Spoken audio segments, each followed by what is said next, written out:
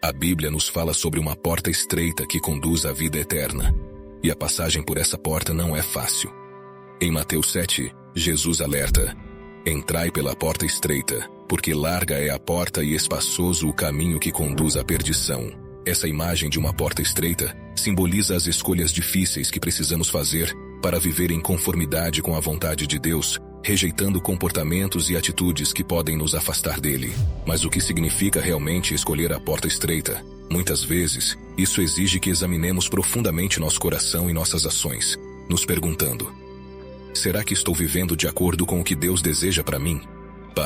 Nem sempre é uma jornada confortável ou fácil, e Jesus não nos promete facilidades. Pelo contrário, ele nos mostra que seguir o caminho de Deus exige sacrifício, entrega e um compromisso genuíno com a verdade.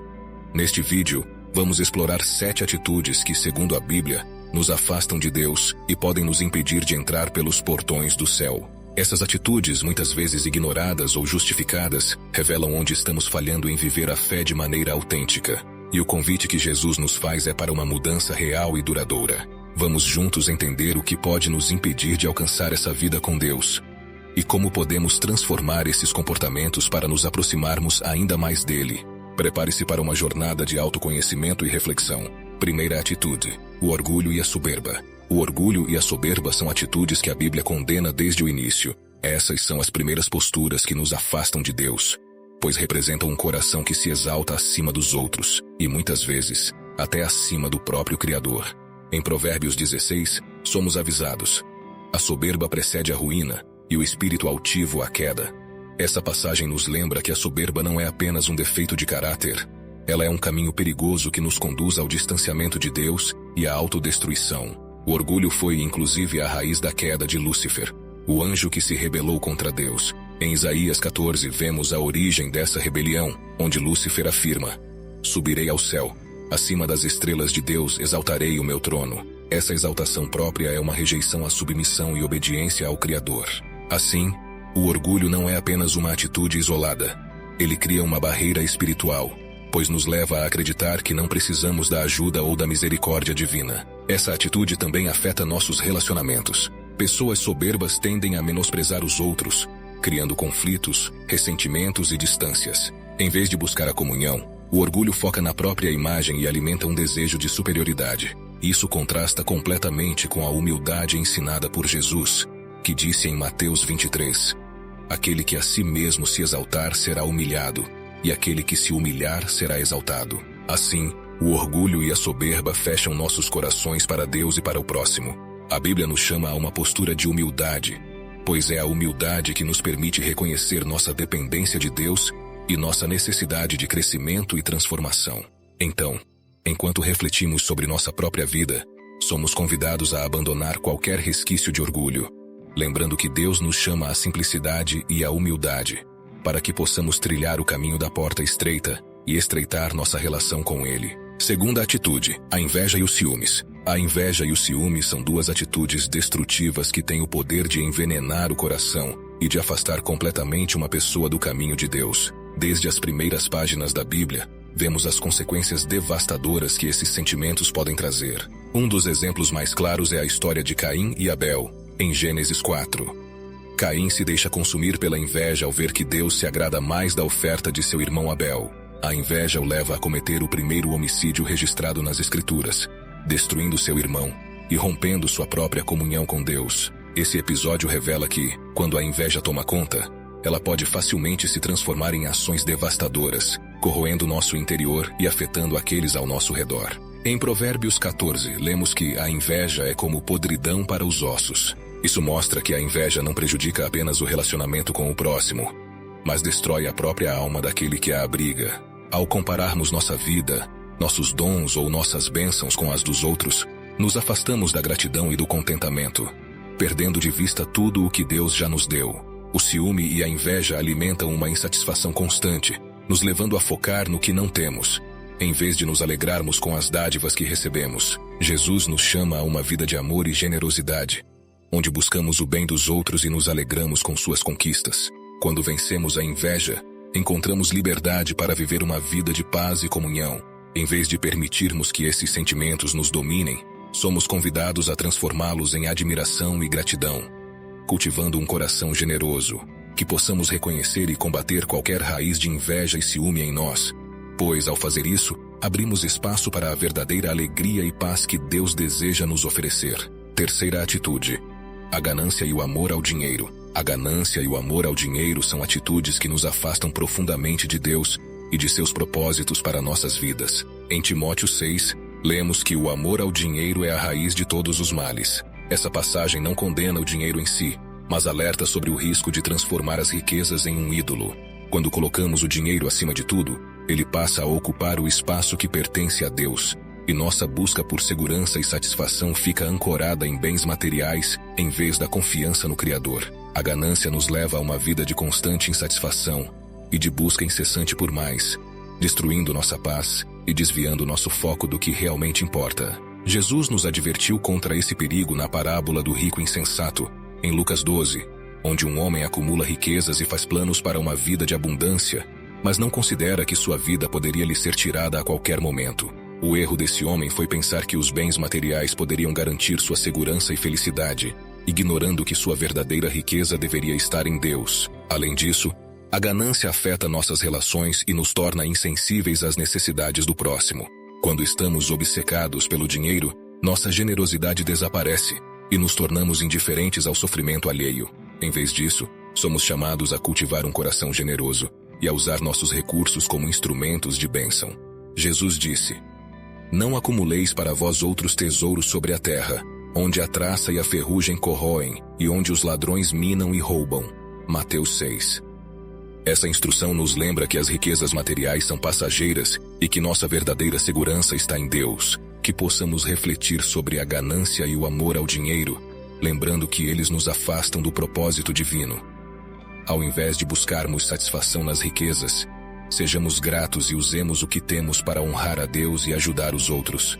Somente assim poderemos viver uma vida de paz, com o coração livre e totalmente entregue a Ele. Quarta atitude: a falta de perdão. A falta de perdão é uma das atitudes mais prejudiciais para a alma. Um peso que impede nossa conexão com Deus e nos prende ao passado.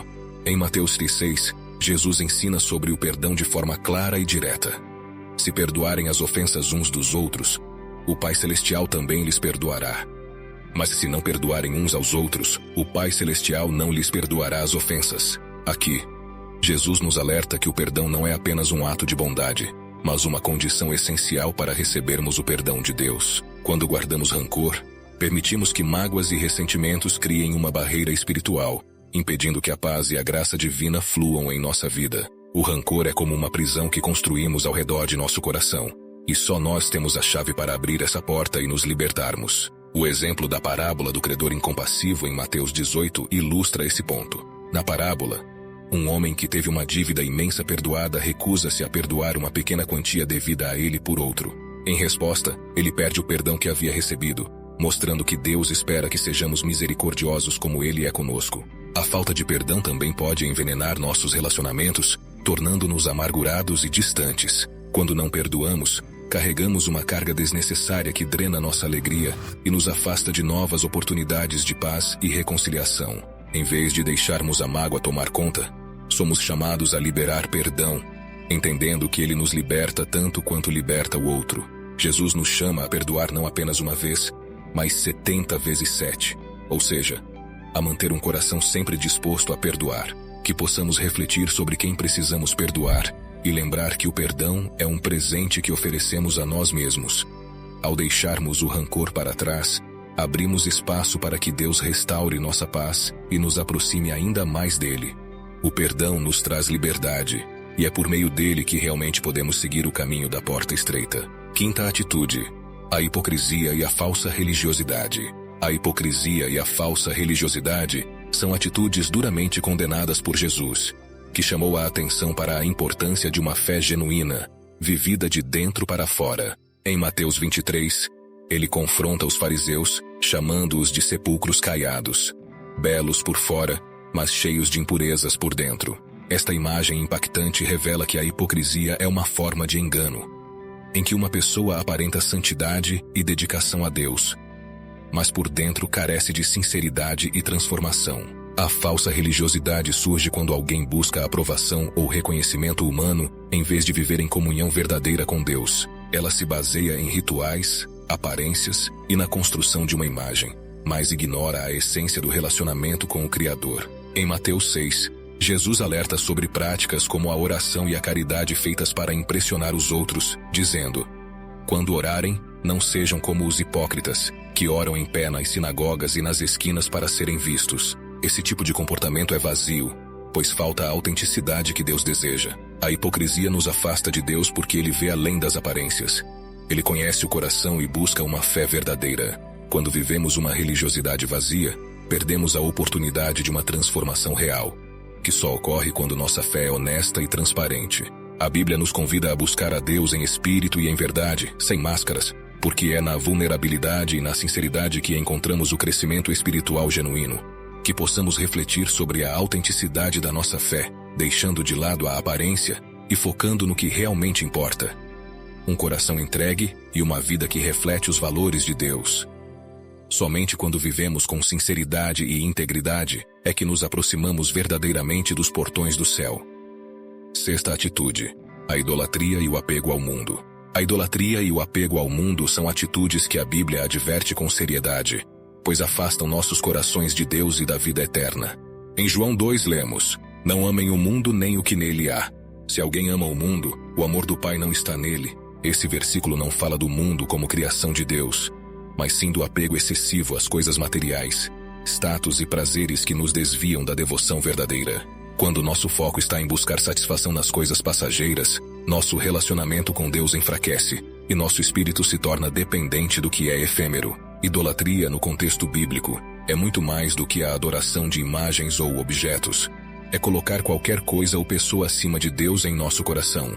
O sucesso, a riqueza, a vaidade e até relacionamentos podem se tornar ídolos, ocupando o espaço que pertence exclusivamente a Deus. Em Êxodo 20, Deus declara: não terás outros deuses além de mim. Esse é um chamado claro para que ele seja o centro de nossa vida, acima de qualquer ambição ou desejo terreno. O apego ao mundo pode parecer inofensivo, mas quando o materialismo domina nosso coração, ele se torna uma forma de idolatria, criando uma barreira espiritual. Jesus nos ensina em Mateus 6 que: onde estiver o seu tesouro, aí também estará o seu coração.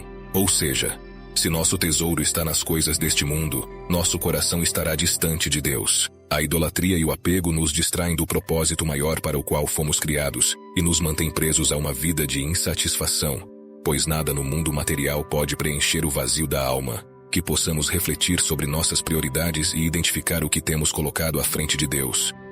Somos chamados a viver de forma leve e livre, com um coração voltado ao que é eterno, deixando de lado as distrações e os ídolos.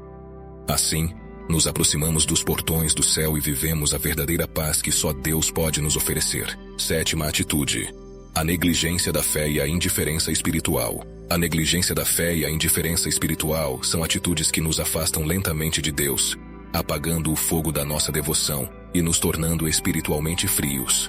Em Apocalipse 3, lemos as palavras de Jesus à igreja de Laodiceia: conheço as tuas obras, que nem és frio nem quente.